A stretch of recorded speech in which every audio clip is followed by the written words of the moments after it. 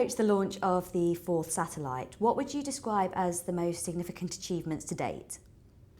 Avanti has pioneered a great deal. We were the first company outside America to launch a Ka-band satellite, and we've invented a large part of the technology that we now have in place.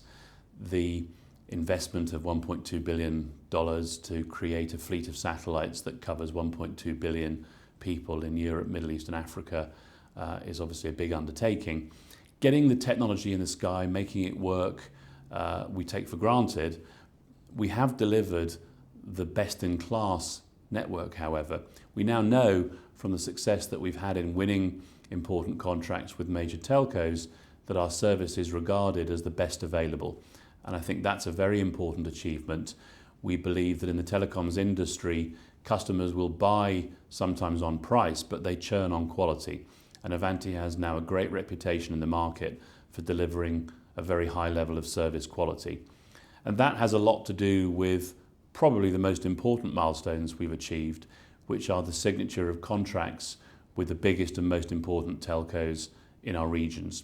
So for example, in our 4 core countries that are served by HYLAS 2, Kenya, Tanzania, South Africa and Zimbabwe, we've now signed contracts with every single national telecoms carrier, and those carriers are all now rolling out services.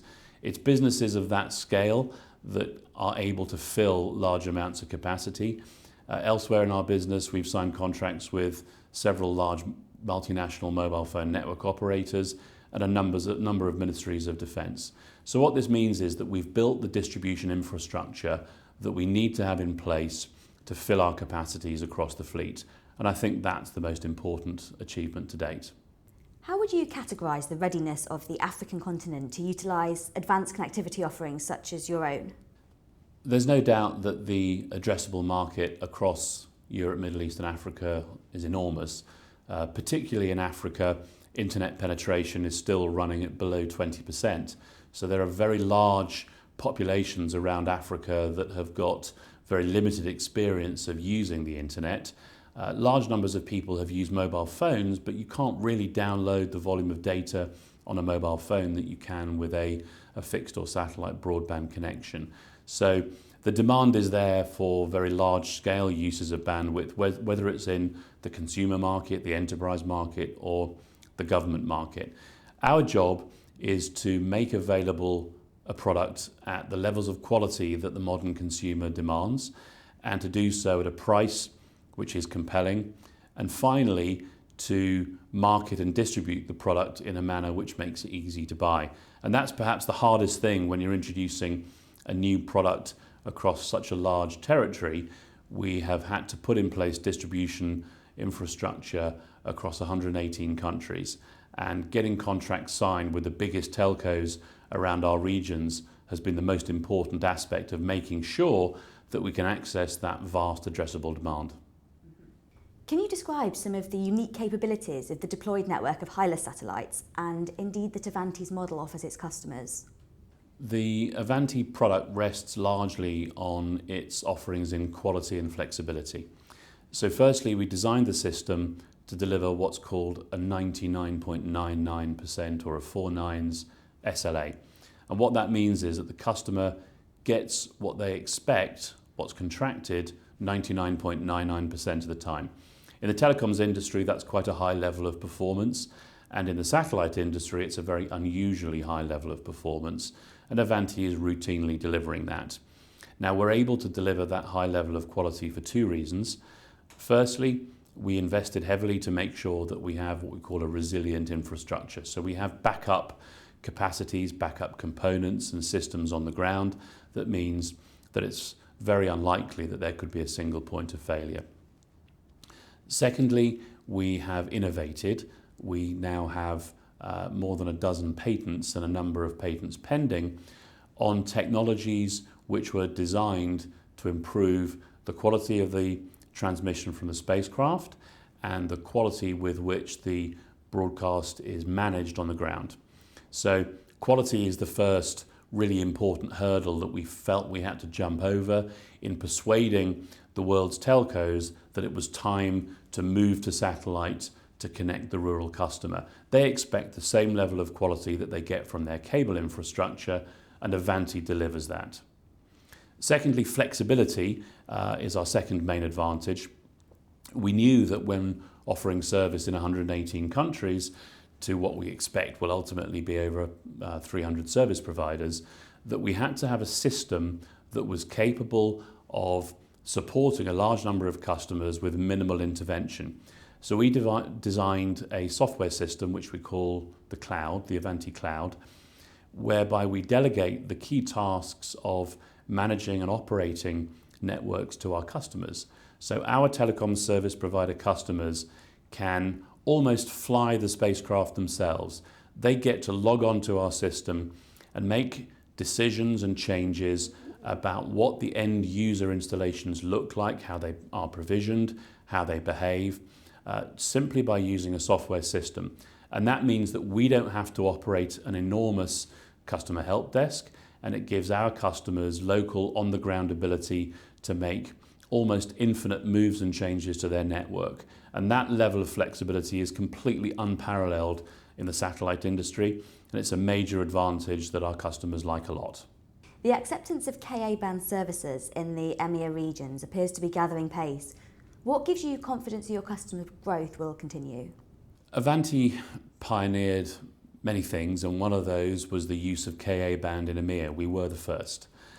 That meant that we had to persuade a large potential customer base that not only the Avanti brand, but also the Ka-band spectrum and the technology concepts around that could be trusted.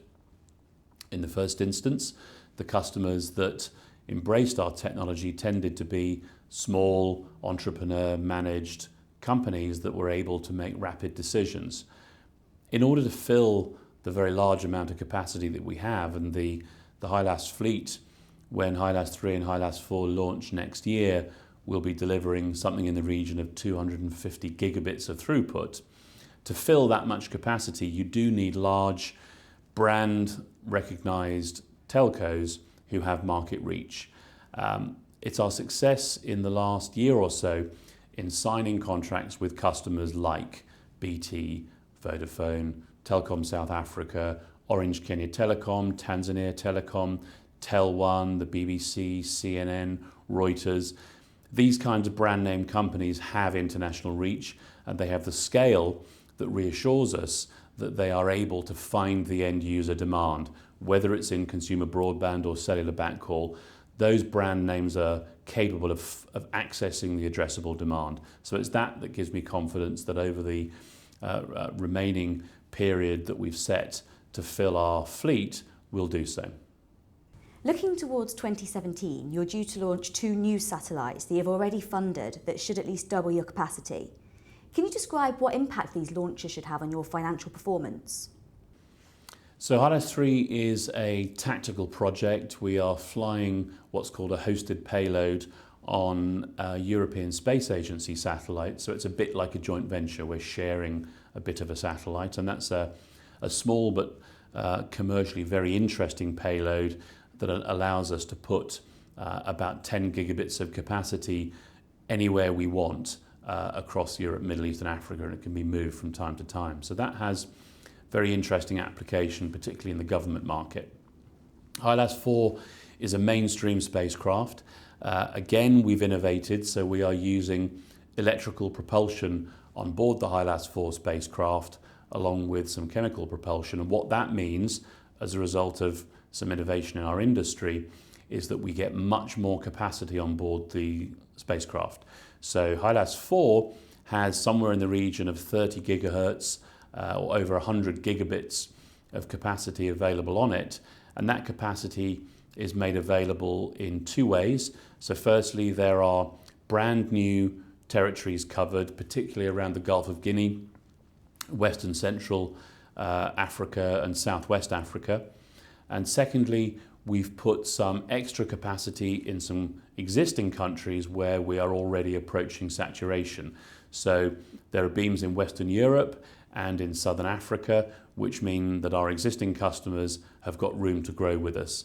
So We know that some existing customers will be moving straight into HYLAS 4 as soon as it's launched, because beams, particularly in the UK and in Zimbabwe, are very heavily saturated. There are then new territories that we're opening up, particularly countries like Nigeria and Angola, Ghana, which are very large and vibrant economies, where we will be looking for new customers. We've already begun to sign contracts with existing customers who've got services with us elsewhere in Africa who want to open operations in those new countries. So you could reasonably expect to hear a drumbeat of new customer announcements for the rest of this year from existing customers starting to do business with us in those new HYLAS 4 countries. So the large amount of new capacity means we've got a lot of extra revenue to generate. Existing customers will help us to hit the ground running, meaning that we should be generating meaningful revenues on HYLAS 4 from the service launch date, which will be summer next year.